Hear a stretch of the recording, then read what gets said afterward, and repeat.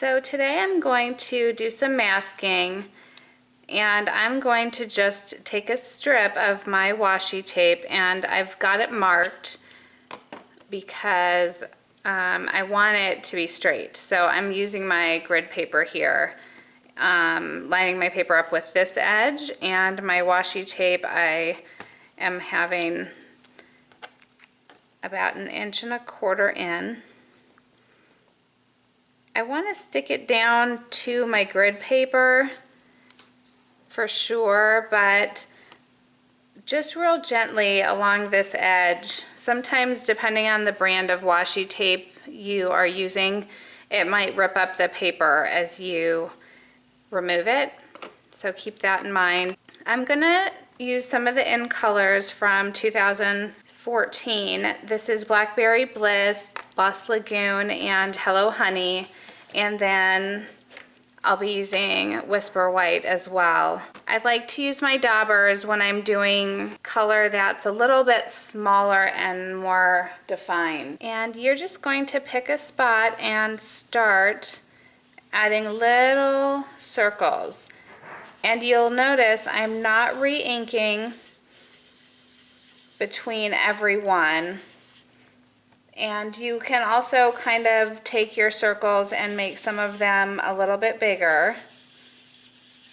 And just keep going in that circular motion to blend it, okay? So we're sort of building here up to that bokeh technique. And I'm just doing it on this side of my mask. I'm starting with the lightest color and kind of moving my way into the darker colors.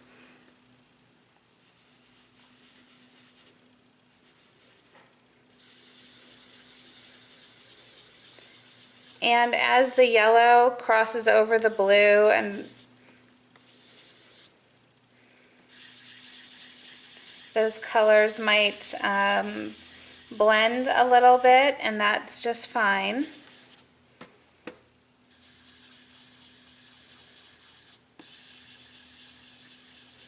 You're just going to randomly add that circular shape.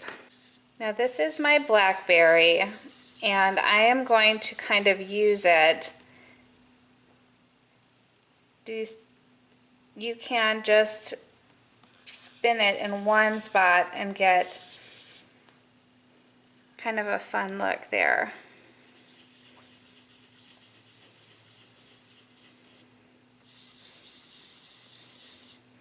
I'm going to use my blackberry to kind of fill in any extra white as well. So that's a little too dark. If it gets too dark, you can just kind of squeeze off some of that ink on the side. I'm just going to take a tissue and dry it off a tiny bit. That's just going to help prevent my white dauber and my white ink pad from picking up too much of that blackberry. So then the last step, and some of you have seen this before,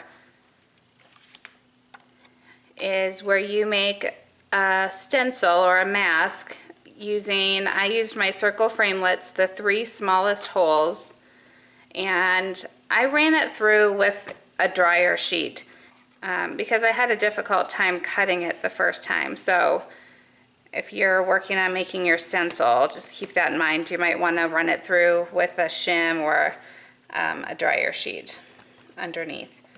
So I'm just dabbing it on. And you can make it as light or as dark as you would like. So you'll kind of see as I go the difference. You want to pick it up and not just slide it around, because this craft ink is wet and it's going to take a little bit longer to dry. This one down here I don't want as dark. This one I don't want as bright of a white, so I'm just gonna ease that up a little bit, and then I'm not gonna re-ink I'm just going to use what's left on my dauber.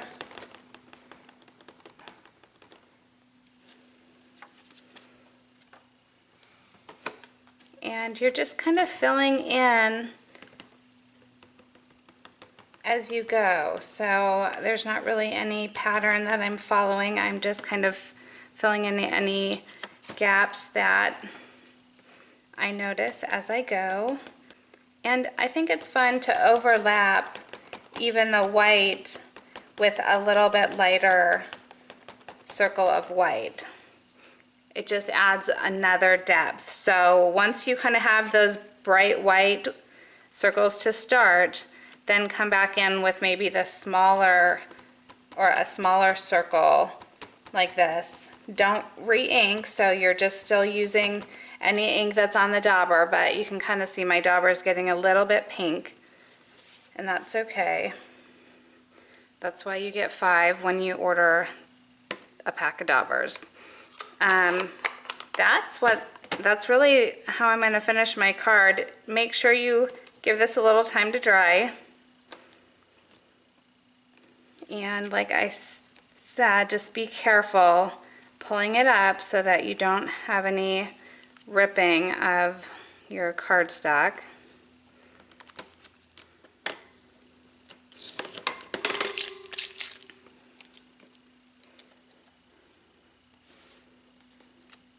And there you go. That would make a great card just in and of itself. I have a card that I made over on my blog, and you can hop over there to see that. I'm going to show you how to make these into some quick tags. I always love spending the time to create a technique and a background and then use it for 3 or 4 cards or gift tags so that I really stretch its use. I'm going to take this and cut it in half, which is 2 5/8, and then I'm going to cut that in half again, which is just a little bit over 1 1/4. I cut out these little enjoys from the mini treat bag thinlits. I'm going to be sending out a little gift for anyone that orders on my blog this month, a minimum of $35. And I thought it would be nice to include something that I made on my blog. So you'll be getting one of these tags along with a little gift from me. I'm going to show you a little trick with the dot for this eye. You can see it's still kind of stuck inside my cardstock from when I cut it, and I'm just going to add that dot of glue and pop it off. Grab like your paper piercer or something, and there we go. It's glued into place.